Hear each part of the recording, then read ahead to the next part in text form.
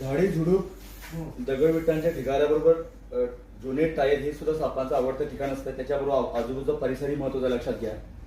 देसूर आलमा फॅक्टरीच्या पाठीमागील वेगळ्या फॅक्टरीच्या पाठीमागील जागा आहे आणि तुम्ही बघू शकता टायर वगैरे मी काढले. त्याच्या अगोदर हा दिसला होता. इथून त्याला गॅपही आहे.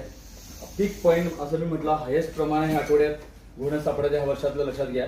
त्यामुळे मोठे मोठे साप बाहेर पडतायत आणि हा घोणं जो आहे अजगर सारखा दिसणारा साप हा मिलन काळात म्हणजे मादी जे साप असतात त्यांनी सोडलेल्या गंधावरती तो त्यांना आकर्षित होतोय किंवा येत असतोय. नर त्यांना शोधत असतात.